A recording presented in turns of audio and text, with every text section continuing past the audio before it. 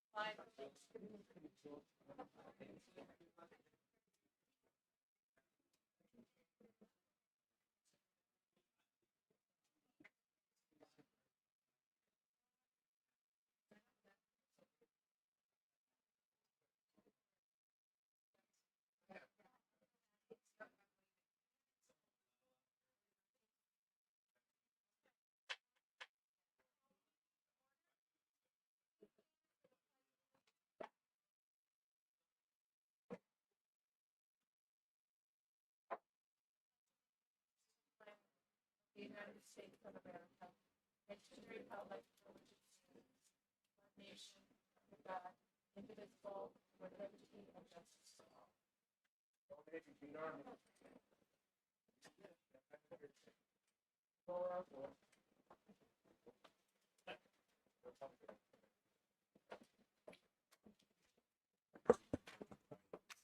Our first order on the agenda is points of pride. Superintendent. Okay, good afternoon. Welcome to the people who are watching from home. Antrim Elementary School hosted a family literacy night with support from our Title I program. It was called the Eagle Extravaganza. Families were invited to play literacy games and do read-alouds, and it was very well attended with more than 100 guests. Jen Sutton, in case you did not see that, has been awarded the Naturalist Educator of the Year by the Harris Center. We're also very proud of the work that she does and is doing with our students. It is very well deserved. Vicki Brown is doing an outstanding job with the combined 3rd, 4th grade at Dublin Consolidated School, and we wanted to give her a shout out about just doing phenomenal work. If you were unaware, Bennington also had a fun run on Saturday. I know we had some staff participate. I was not able to participate. And Ms. McKillop, the high school principal, came in second. So congratulations to Heather. Greenfield Elementary School hosted their annual Pizza Pumpkin Palooza. I have to say that slow or else I'm not really sure what would come out. On Friday, October 28th, each class decorated a pumpkin based on a character from the book the class had read. Pumpkins were raffled off at the family math night that included a variety of math games focused on building fact fluency, number sense, substituting, and estimation skills. Great time was had by all. And we are congratulating junior Gabby Ramsden, who has been accepted into the academies at Harvard University. Gabby will be attending the American Politics Academy, where she will learn more about policy making. Congratulations to Gabby. And those are our points of pride. Thank you, Superintendent. So lots of exciting things going on. That brings us to our first period of public comment. We invite anyone who is here to speak to the board. We cannot answer you, but we are always happy to hear from the public, and we look forward to anything you have to tell us. Is there anybody here who would like to address the board? No. Okay. Well, there is another period of public comment at the end of the towards the end of the meeting. The next thing on our agenda is the consent agenda. I don't. There is the acceptance of the school board meeting minutes. Are there any changes that the board has noticed that they would like to make or bring forward? If not, and there on the personnel, there are 2 retirements that are noted. I know we're sad to see both of those people go. And there are the co-curricular notifications. Catherine. Yeah, I just had a question. Have all the fall co-curricular notifications been made to the board over the last several months? I will double check with HR. HR is kind of nodding her head, but then she raised her eyebrows, so I'm not entirely positive. I'll double check. Okay, thank you. Okay. Dick.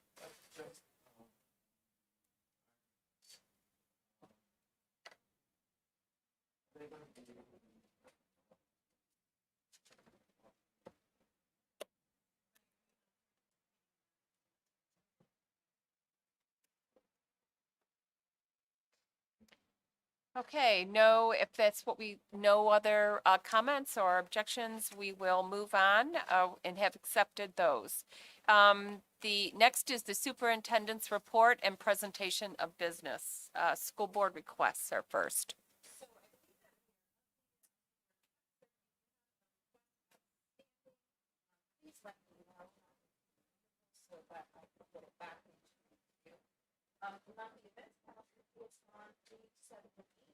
We know that we need to do some extension based on events this week. So we'll be moving, I understand we'll move up a bit before budget session.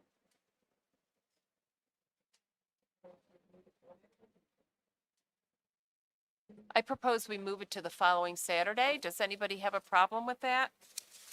November 12th. That is, yes, it is a holiday weekend. Veterans Day. Veterans Day is that Friday.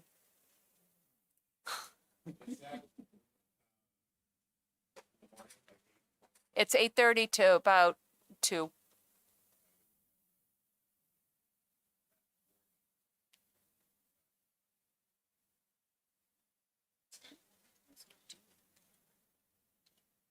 We could do it on that Friday. But we have people who work. That'd be impossible for those. If you have, okay, so our working people, are you off that day? No? Okay.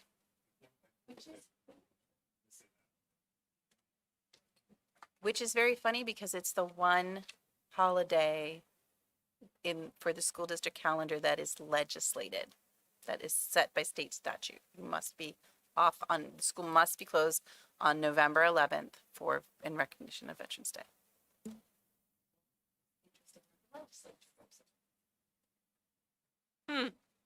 Perhaps you'll bring that to their attention, Catherine.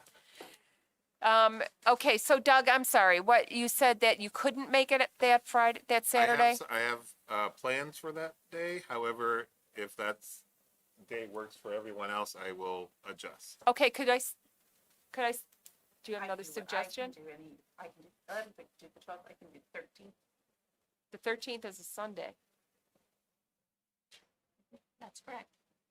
Do you guys want to do it on a Sunday? I mean, it's fine with me.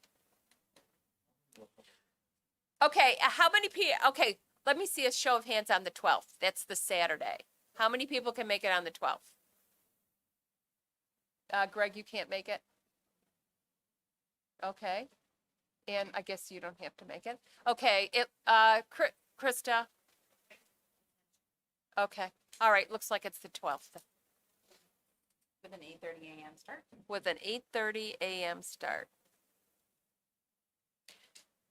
I will not be asking I will not be asking the school-based administration to come if that's okay. And I mean, they don't usually No, that's say a whole lot anyway. And some of the SAU staff won't be available, but you'll have me Really when the discussion is going. and you'll have Ann. Maybe you'll have Ann. Thank you.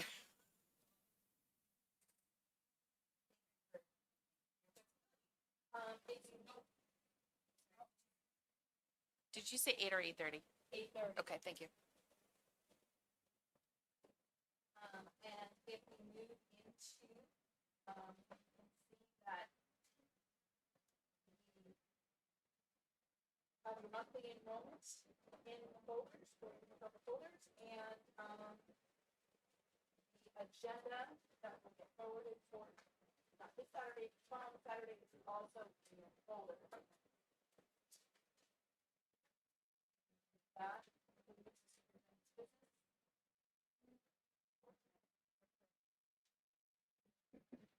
All right, thank you, Superintendent. That brings us to our reports, and we'll start out with our student representatives, Catherine Craig. Thank you. Okay, so exciting sports news. This past Sunday was the varsity boys soccer. I think it was their final game. Yes, double overtime win for them, which apparently was quite a nail biter, but they won, so that's awesome. Semifinal game for volleyball is in Exeter at Oyster River, and that's coming up. And That's not. soccer. Okay. Disregard that. For volleyball, they had a quarterfinal game. This was the first time they made it to the tournament.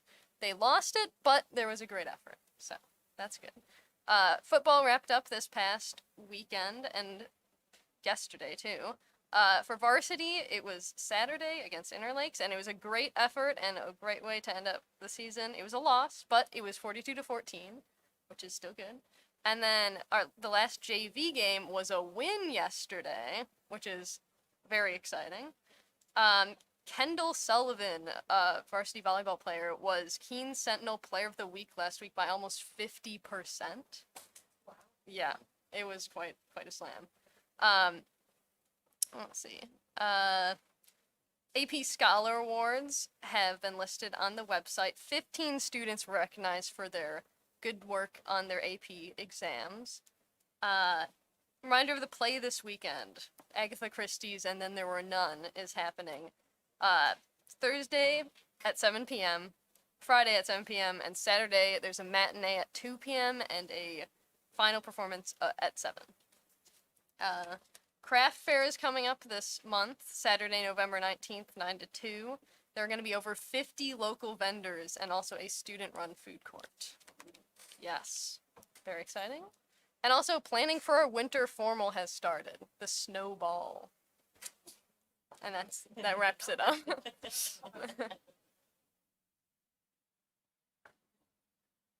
That was a great report. Thank you, Catherine. Thank you. Yeah. And the next, do we have a teacher representative? Okay. Communications Committee, Alan. The Communications Committee did not meet since we did not have a quorum. But we did get Kimberly, me, and Janine, we did get through some of the issues there. So what I figured I would do is go through what's happening on the community forum, give everybody an update.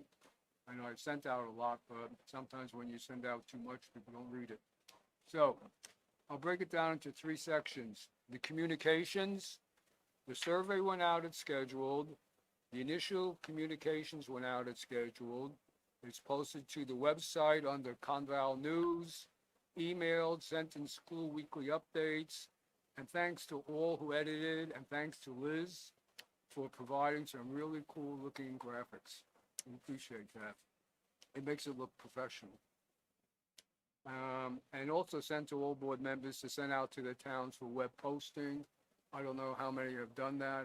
I saw it in Dublin, and it actually looks pretty good on their website, so I was pretty happy to see that.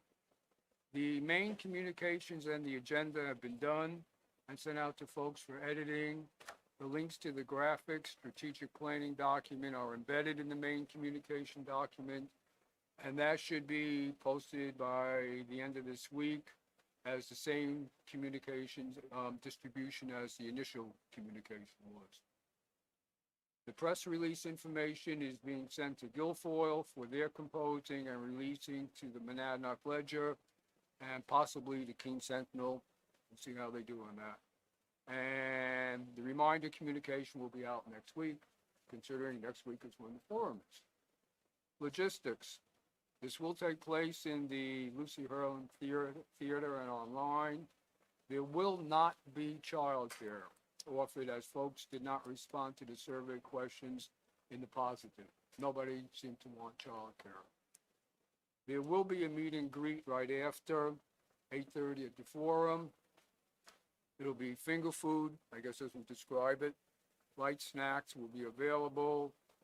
The meet and greet is only a half an hour, goes from 8:30 to 9 o'clock. So it would be great if everybody could make it. And it's a great opportunity for us to share with the community, administration, school board members, etc., just to share as a nice informal type environment. I don't have the current figures on the folks that are saying that they will be attending in person, but the last time I saw it, it was well above all the prior forums. And I can see Kimberly right now is typing fast on her computer, so I will have up-to-date figures in about 10 seconds. All of the logistical things like responses to emails sent in, computer needs, setup of the audio-visual equipment, etc., are as scheduled. And now the most important things going on in the forum. 3 presentations. The renovation project, which will be done by Jim Fredrickson. Strategic planning will be done by Tom Burgess. I think I got that right. Good. Okay. And Kimberly. And upcoming events being done by Dick Dunning. Q&As will be after each presentation from in-house and live stream. And we will also have an open Q&A session where people can ask any questions they want that don't. Oh, good. Up to date.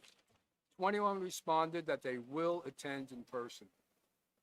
That's a pretty good so far. Excellent, thank you. I thank all four of the presenters for doing it, because needless to say, without the presentations, we wouldn't have a forum.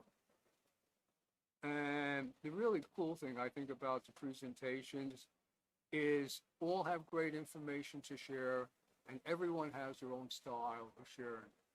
And that really makes for a really nice forum. It doesn't look like everything is orchestrated. And that's wonderful. All's in the works. We'll need to have the presentation submitted to IT for the load into the AV equipment. And last but not least, this has been a great effort by everybody involved, and we do thank you. And if you can make the time available to come to the forum and the meet and greet after, that would be super.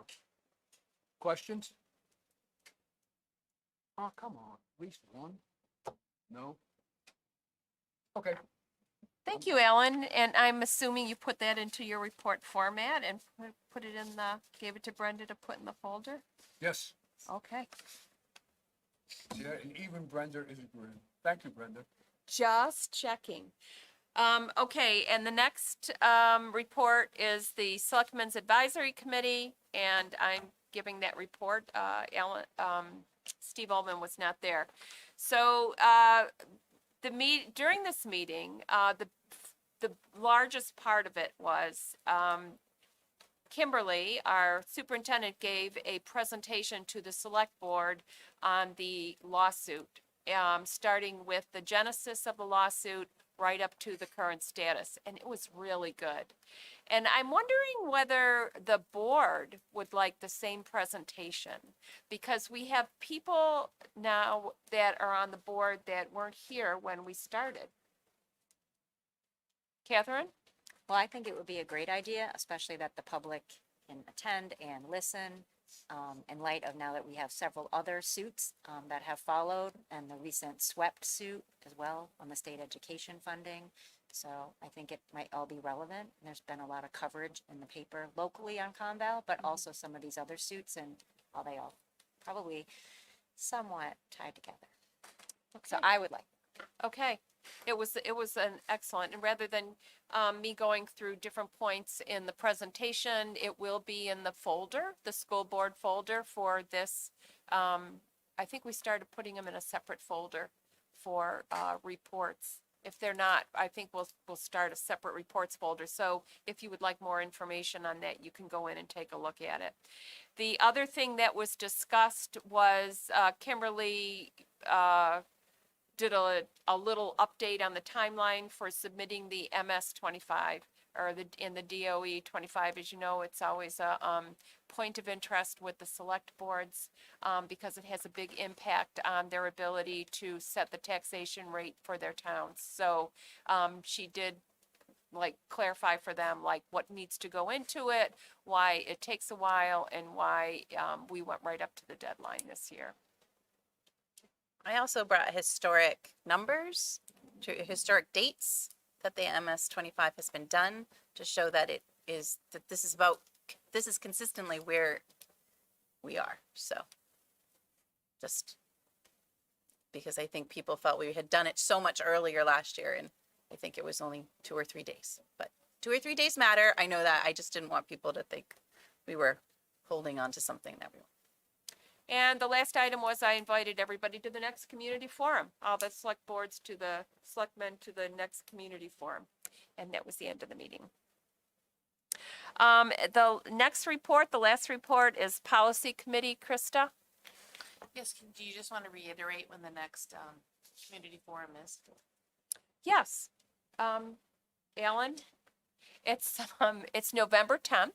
At 6:30, formerly they were at 7, but this time it's going to be at 6:30 in order to accommodate the meet and greet at the end. And it's in the Lucy Herland Theater, as the others were as well, and it will be live streamed. People will be able to offer their questions through an email address, and we will address those as part of the forum. Okay. Thank you. You're welcome. All right, now on to policy. So I'm actually going to start backtracking. I talked to Madam Chair, and we were discussing that we can't always talk about necessarily in depth or make the points of ones that we just covered in our policy meeting that we just had right before this board meeting. So we're gonna talk about, I'm gonna talk about ones we did 2 weeks ago. So one of the policies that we looked at was BBBF, which was student board members. We are going to have that put into a template form and it's gonna be brought back. There was some parts that we were gonna take out and there was only one section we were gonna leave in. Perhaps making it more, open to not just kids that are on student government per se, but it could be open to any of the students. So anybody who wanted to be on as a representative to the board as a student could do that, and they don't have to necessarily, like I said, be on student government. And then the requirements, having to come to the meetings that would go through the principal at the high school or the assistants that would talk to the student about what needs to be addressed.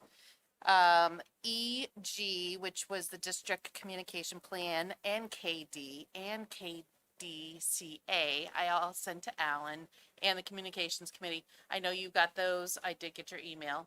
But I wanted it to go to the whole committee so they could all look at it, and then you can give me your input. I have your input, but then everybody else's, and then we will go ahead and then bring it back to the policy. Yes, I did. It's just not working. Mine's not working again, so that's why I said, I'll tell you right now that I did get them. And the next one is student dress code, which we talked about last meeting, and then we did talk about again tonight, and I want to thank the principals for coming. I appreciate that. To tell us, to give us their thoughts on how things are going in terms of dress code, any issues, concerns they had. We are going to do some more work on the policy that we currently have. It's very vague and we don't know if we're going to leave it like that, maybe make it vaguer, or if we're going to add more, but we are going to take a look at other school districts, see what they have, or if we're going to leave it the way it is. So we're going to continue that discussion. It might not be at the next meeting, but it might be at a future meeting. But when we do have those other school districts, I'm sure we'll be inviting the principals back again so they can look at those along with us, because we'd like to have them part of that discussion. Another one was JLCF, which was the wellness. We just wanted to make sure that we're within that policy meeting our free and reduced lunch requirements. And last was the KFA, the public conduct on school property. That one was sent to legal, so we're gonna wait and get their response back on that. The last one is the one that we are bringing to a first read. So I don't know if you want me just to jump right into that and go ahead and take care of that while I'm talking. That one is the JFAM, Education of Military Children and Military Connected Students. So if there's no questions, we can move. And that was the first read. Yeah. So you can read and it's in And if you your have any agenda. questions- Yeah. Any questions, send them to Krista. Okay, thank you, Krista. You're welcome. The next thing on the agenda is old business, and we have under that is a legislative update. NHSBA did put out an update on the next session. Catherine, do you have anything? Kimberly, do you have anything? There are several cooperative bills that have actually started to kind of fall to the wayside, but there does look like there is going to be a commission to study cooperative schools. So I'm just giving you a heads up that is going to be something we're going to want to pay attention to. So there were bills that started with just dissolve all the co-ops in the state to there being pretty draconian measures on cooperatives that exist. So we'll keep our eyes on those. Catherine? Yeah, so most of the bills that had been named for interim study went through their committees, and they were pretty much all reported that they will not be supporting future legislation, but that doesn't preclude or limit the ability for that bill to be refiled again. The deadline was already in September for legislators to file bills who are currently seated. So now they have to wait till after the elections for another opportunity. So I anticipate after next week, we will see a tremendous amount of LSRs or legislative service requests, which are the precursor to the bill, coming our way. And I do have to say, I think it was the majority of the bills filed, education as a topic tracked as one of the highest topics of the LSR so far. So education is still considered a very hot topic amongst the legislature. So finally, this is not legislative, but it is rulemaking, and that is the ED 306 update. If you're not keeping an eye on that, and I can get you what we believe is a draft. An official draft has not been released, but the new Ed 306 is sweeping changes on the guidelines for public schools. Again, I think did I send out the copy? I will send you out what the most recent released copy was. The Department of Education refers to it as a leaked copy. I don't necessarily understand. Certainly if I had a draft of a policy and a member of the public wanted to see it, I would be required to deliver such a document. But for some reason, this draft is not being released to the public, and not really sure why. No, you didn't send that out, so that would be, Okay, I will send that out. okay, thank you. That brings us, Krista already covered the JFAM, Education of Military Children. Oh, sorry. Krista? Sorry, I just wanted to bring up, there's 3 more policies that I forgot that I wanted to make sure that, because the library media specialists have been doing a lot of work going through these. It is the KEC and the, oh my gosh, the IJL. They did a lot of work going through and seeing if those policies were something that needed to be rewritten, and then we needed to also have a little bit more time to digest those. And that was the reconsideration of instructional materials, the library collection development, parental objections to specific course materials. So big topics. So that's why we wanted a little bit more time ourselves to look at that, and then again, see what their edits were and what they thought that we should add, subtract. So I just wanted to put that out there because they did do a lot of work. So thank you. Thank you, Krista. Okay, we have a gift donation to accept. South Meadow School requests authorization to accept a gift of checks and gift cards for the purpose of helping teachers purchase items for their classroom, or the purchase of items such as teacher celebrations in the amount of $11,500. And this is from an anonymous donor. Move to accept the donation as read. Second. With gratitude. Wow. Yeah, motion by Dick, seconded by Liz. All in favor? Any nays? Abstentions? Thank you very much. And that brings us to our second period of public comment, where we have an opportunity to hear from the public. If there is anybody here that wishes to speak, I keep on looking at you, sorry. You're the only member of the public that's here. Okay, but thank you. It doesn't appear that we have anybody who wants to address the board tonight. So that brings us to the approval of the manifests. All right, I certify that manifests totaling $4,105,385.45 have been reviewed by me and found to be proper charges against Catucket Valley School District for goods and/or services received, and have been properly processed prior to their submittal to the school board.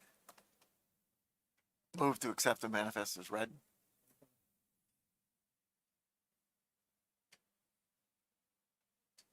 I, yeah. Okay. All in favor? Aye. Any nays? Any abstentions? All unanimous. Oh, and that brings us to, oh my heavens, it's 7:30? Oh, a request, okay. Yeah, Catherine? I was wondering, we had talked maybe last year about, or 2 years ago, it's hard to keep track, about having the auditors come in and do the presentation to the board, which is a customary thing. I think it got sidetracked with other things happening during the pandemic and the shutdown. I was wondering if that could get scheduled.